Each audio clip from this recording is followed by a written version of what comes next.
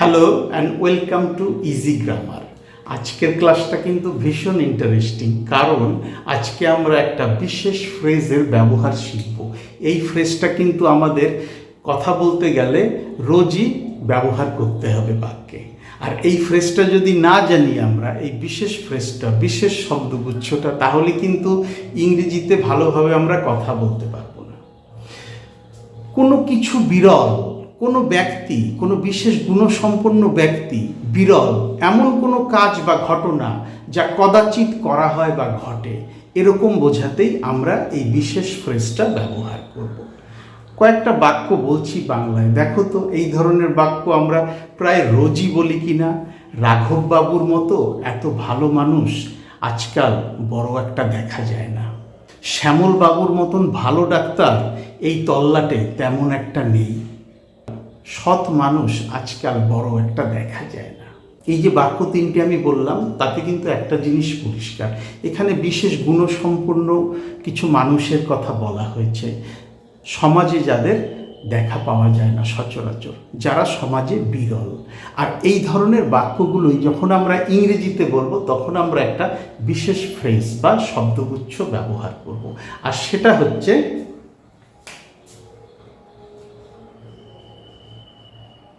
few and far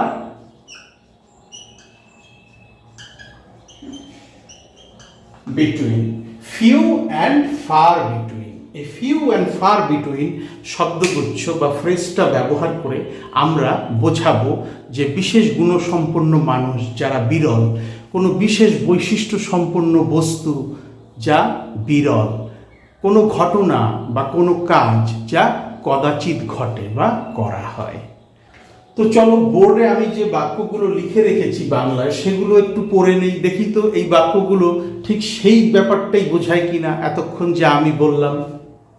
তার মতো মানুষ এখন আর খুব একটা দেখা যায় না। ঠিকই, যে মানুষটার কথা বলছি হয়তো তার এমন কিছু গুণ আছে যা আজকালকার দিনে বিরল, তাই তার মতন মানুষ আজকাল বিরল বা খুব একটা দেখা যায় না। ভালো জাতের ইলিশ আজকাল বড় একটা পাওয়া যায় না। সত্যি কথাই, সেই 20-25 বছর আগে ইলিশ মাছের যা স্বাদ ছিল, এখন আর সেই স্বাদ কোথায়। না পাওয়া যায় সেই মাপের ইলিশ, না পাওয়া যায় সেই স্বাদের ইলিশ। তাই আমি এখানে বলছি ভালো জাতের ইলিশ আজকাল বড় একটা পাওয়া যায় না। এই ছোট্ট শহরে ভালো কাজের সুযোগ তেমন একটা নেই। ছোট শহরে ভালো কাজের সুযোগ থাকবে কি করে? লোক সংখ্যা কম, ওখানে ভালো কাজের সুযোগ থাকবে না। তো বড় শহরে জনসংখ্যা বেশি, কাজের সুযোগও বেশি। মরুভূমিতে গাছপালা সেরকম একটা থাকে না। ঠিক কথাই, গাছপালা মরুভূমিতে থাকলে তো সেটা মরুভূমি হবে না। তাই আমি এখানে বলছি যে মরুভূমিতে গাছপালা সেরকম একটা থাকে না। নির্ভরযোগ্য বন্ধুবান্ধব বড় একটা দেখা যায় না। একদম সত্যি কথা। কার উপর নির্ভর করব আজকাল? যার উপরেই নির্ভর করব হয়তো দেখা যাবে সেই বিশ্বাসঘাতকতা করেছে। তাই আজকাল নির্ভরযোগ্য বন্ধুবান্ধব বড় একটা দেখা যায় না। তো চলো এবার আমরা এই বাক্যগুলোকে ইংরেজিতে বলি। তার মতো মানুষ এখন আর খুব একটা দেখা যায় না। এখন আর these days, তার মতো মানুষ,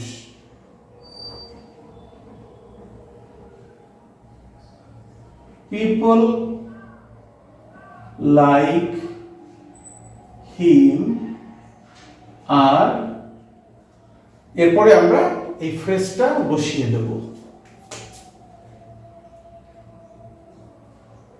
few and far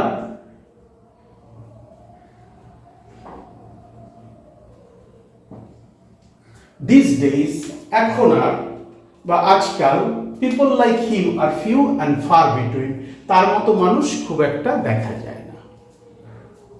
ভালো জাতের ইলিশ আজকাল বড় একটা পাওয়া যায় না। আজকাল এখানে আমি আর these days না লিখে nowadays লিখব।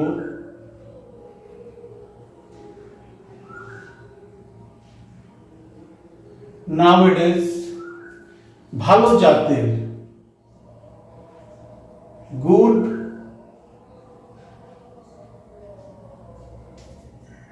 ইলিশ মাছ ইংরেজি হিলসা ফিশ, আর তারপরেই বসে যাবে আমাদের ফ্রেজটা। few and far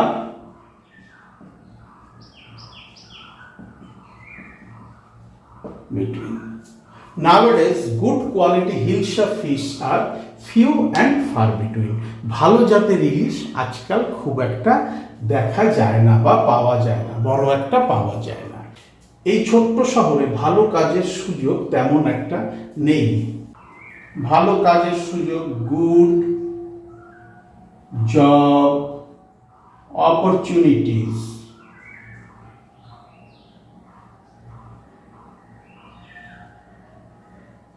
good job opportunities are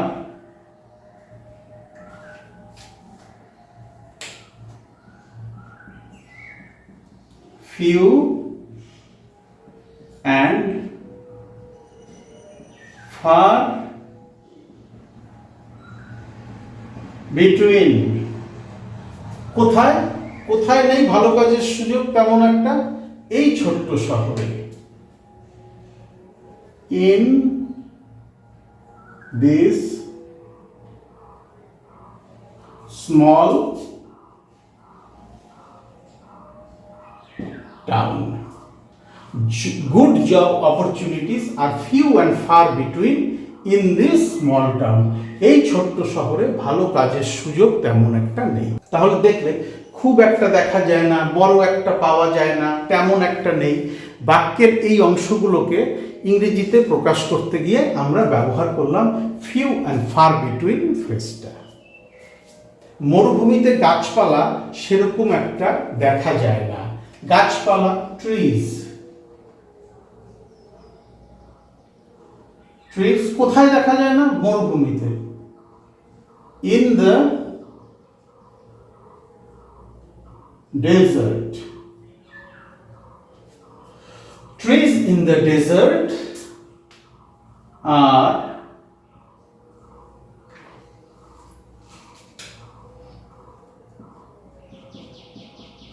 few and far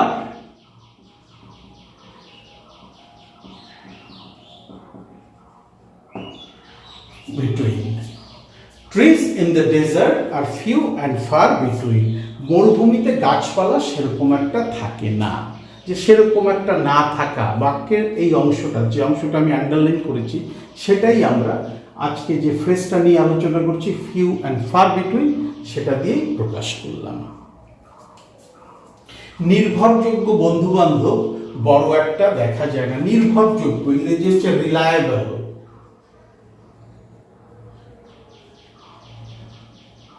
reliable বন্ধু বান্ধব, ফ্রেন্ডস একটা বন্ধু না, একাধিক বন্ধু, তাই আমি লিখেছি বন্ধু বান্ধব। ফ্রেন্ডস আর বড় একটা দেখা যায় না।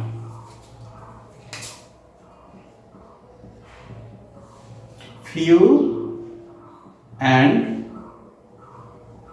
ফার